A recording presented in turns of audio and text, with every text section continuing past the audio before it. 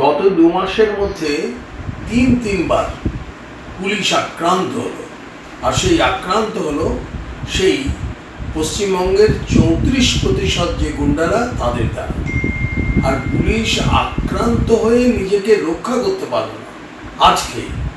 আজকে মহেশতলা রবীন্দ্রনগর থানায় সেখানে কি অবস্থা, পুলিশ নিজেকে বাঁচাতে পারছে না।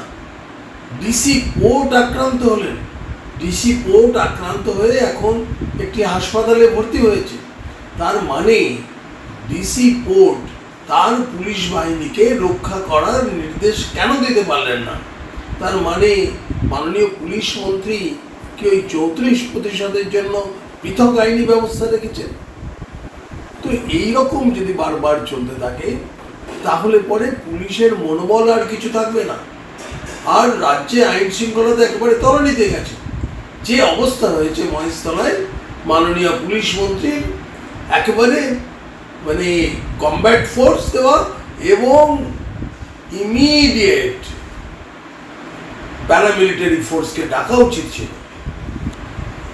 রাজ্যের পুলিশ মন্ত্রী বা মাননীয় মুখ্যমন্ত্রী ইচ্ছে করলে শুধু প্যারামিলিটারি নয়, সেনাকেও নামাতে পারে, সে অধিকার তাকে সংবিধানে দেওয়া আছে। কিন্তু তিনি 34%-এর রক্ষাকর্তা পুলিশকে মার খাইয়েও। আমরা একটার পর একটা দেখতে থাকুন 2011 সাল থেকে, আর এই আজকের ঘটনা এখনো শান্ত হয়নি।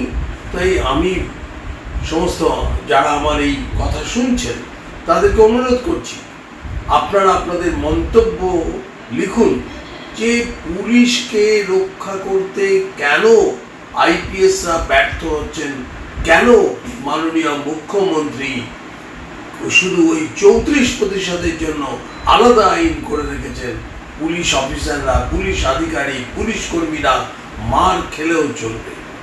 আপনারা দেখবেন আজকে মহেশতলায় যেভাবে আক্রমণ হয়েছে, যেভাবে ইট বৃষ্টি হয়েছে, যেভাবে একের পর এক মোটরসাইকেল গাড়ি জ্বালিয়ে দেওয়া হয়েছে, সমস্ত কিছু ভাঙচুর হয়েছে, একেবারে থানা থেকে 10-15 গজ দূরে। অথচ সেখানে কোনো কলকাতা শহরের মধ্যে, যেখানে তো কমব্যাট ফোর্স চাইলে মুহূর্তের মধ্যে 7 মিনিটের মধ্যে আসতে পারে।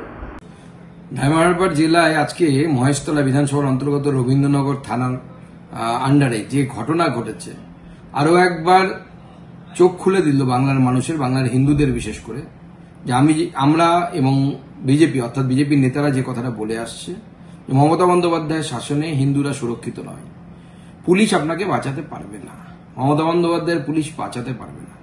আজকে তুলসী গাছ তুলে ফেলাকে কেন্দ্র করে যে গন্ডগোল, যে সাম্প্রদায়িক দাঙ্গা শুরু হলো, দাঙ্গা বলা ঠিক নয়, একতরফা মুসলমানরা হিন্দুদের বাড়িঘর ভেঙেছে, হিন্দুদেরকে মেরেছে, এমনকি পুলিশকে পর্যন্ত ছাড়েনি। পুলিশ কিন্তু একটা লাঠিচার্জ করায়নি, একটা গুলি চালায়নি। 2টো গুলি চালালে 2টো লাশ পড়লেই পালিয়ে যেত। মেটিয়া বুরুজ থেকে হাজার হাজার লোক, মানে মুসলিম দাঙ্গাকারী, তারা গিয়ে সেখানে দাঙ্গা হাঙ্গামা করেছে। অথচ ইতিহাস পড়লে বোঝা যায় যে মেটিয়া বুরুজের লোক যারা, তারা লখনৌর নবাবের সাথে পশ্চিমবঙ্গে এসেছিল। আদতে তাদের পূর্বপুরুষ পশ্চিমবঙ্গের বাসিন্দায় না। আজকে পশ্চিমবঙ্গের বাইরে থেকে এসে তারা পশ্চিমবঙ্গের হিন্দুদেরকে তাদের ঘরছাড়া করছে। বাঙালি ভাবুন, আগামী দিনে আপনাদের চরম বিপদ অপেক্ষা করছে যদি না সচেতন হন। গত 2 মাসের মধ্যে তিনবার পুলিশ আক্রান্ত হলো, আর সেই আক্রান্ত হলো সেই পশ্চিমবঙ্গের 34% যে গুন্ডারা তাদের দ্বারা। আর পুলিশ আক্রান্ত হয়ে নিজেকে রক্ষা করতে পারল না। আজকে মহেশতলা রবীন্দ্রনগর থানায় সেখানে কি অবস্থা, পুলিশ নিজেকে বাঁচাতে পারছে না। ডিসি কোর্ট আক্রান্ত হলেন, ডিসি কোর্ট আক্রান্ত হয়ে এখন একটি হাসপাতালে ভর্তি হয়েছে। তার মানে ডিসি কোর্ট তার পুলিশ বাহিনীকে রক্ষা করার নির্দেশ কেন দিতে পারলেন না?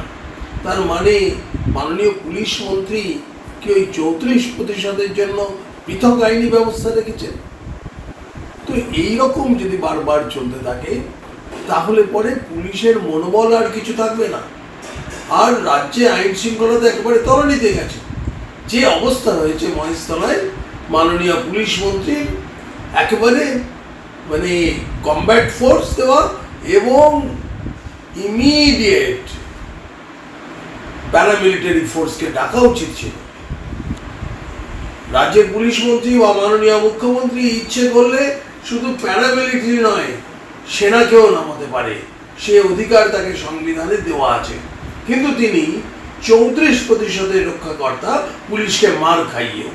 আমরা একটার পর একটা দেখতে থাকুন 2011 সাল থেকে। আর এই আজকের ঘটনা এখনো শান্ত হয়নি।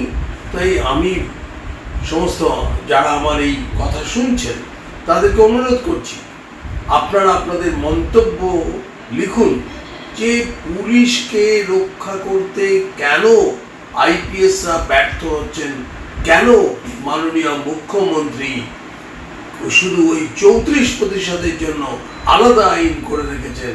পুলিশ অফিসাররা, পুলিশ আধিকারিক, পুলিশ কর্মীরা মার খেলেও চলবে। আপনারা দেখবেন আজকে মহেশতলায় যেভাবে আক্রমণ হয়েছে, যেভাবে ইট বৃষ্টি হয়েছে, যেভাবে একের পর এক মোটরসাইকেল গাড়ি জ্বালিয়ে দেওয়া হয়েছে, সমস্ত কিছু ভাঙচুর হয়েছে, একবারে থানা থেকে 10-15 গজ দূরে। অথচ সেখানে কোনো কলকাতা শহরের মধ্যে, যেখানে তো কমব্যাট ফোর্স চাইলে মুহূর্তের মধ্যে 7 মিনিটের মধ্যে আসতে পারে।